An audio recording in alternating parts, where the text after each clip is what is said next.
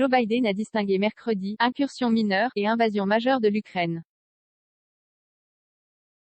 Les républicains accusent le président de donner ainsi son « feu vert » à Vladimir Poutine. La Maison-Blanche tente depuis d'éteindre la polémique, en précisant qu'une attaque entraînerait une réponse rapide, sévère et unie des États-Unis et de nos alliés. Le secrétaire d'État américain discute ce jeudi à Berlin avec l'Allemagne, la France et le Royaume-Uni, avant une rencontre vendredi avec son homologue russe. La politique internationale de Joe Biden est sous le feu des critiques des républicains.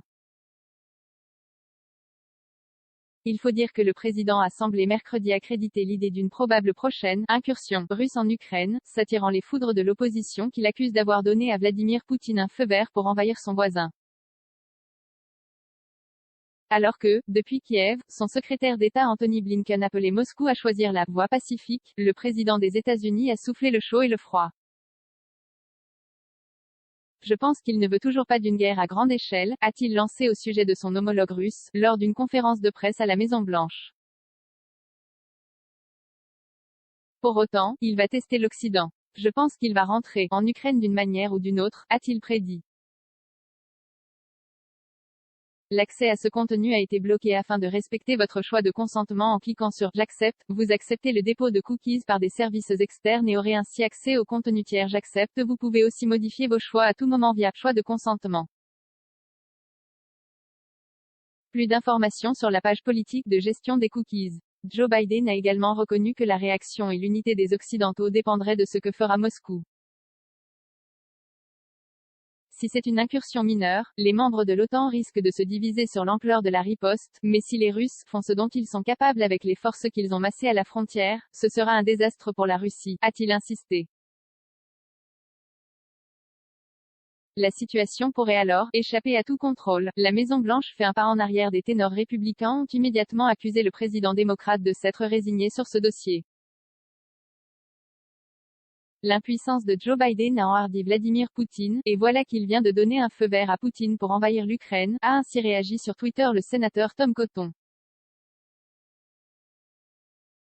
Donc s'il ne prend que certaines zones de l'Ukraine, notre réponse sera moins sévère que s'il annexe tout, s'est aussi indigné son collègue Marco Rubio. La Maison-Blanche a aussitôt tenté de clarifier le propos présidentiel, assurant qu'il n'avait fait qu'établir une différence entre une offensive militaire d'une part et non militaire, paramilitaire ou cyber d'autre part.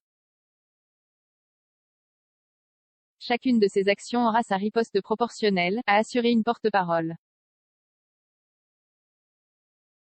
Si des forces militaires russes franchissent la frontière de l'Ukraine, cela constituera une nouvelle invasion, qui entraînera une réponse sévère, a également fait savoir jeudi la Maison-Blanche, dans une volonté d'éteindre le feu autour des propos de Biden.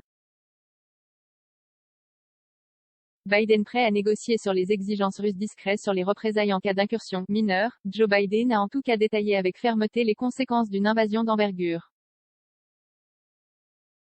S'ils l'envahissent, ils vont le payer, ils ne pourront plus passer par les banques, ils ne pourront faire de transactions en dollars, a-t-il mis en garde, évoquant aussi le risque de lourdes pertes humaines sur le champ de bataille. Le locataire de la Maison-Blanche a toutefois tendu la main sur les exigences de la Russie et s'est même dit prêt à un nouveau sommet avec Vladimir Poutine. Sur la garantie exigée par le Kremlin que l'Ukraine n'adhérera jamais à l'OTAN, il a fait valoir que dans les faits, il était peu probable que Kiev en devienne membre dans un avenir proche. Et sur la promesse que les Occidentaux ne déploieront pas d'armes stratégiques sur le territoire ukrainien, nous pouvons trouver une solution, a-t-il assuré. Après une série de pourparlers diplomatiques en Europe la semaine dernière, Moscou et Washington doivent tenter une nouvelle fois vendredi de désamorcer la crise lors d'un face-à-face à Genève entre Antony Blinken et son homologue russe Sergueï Lavrov.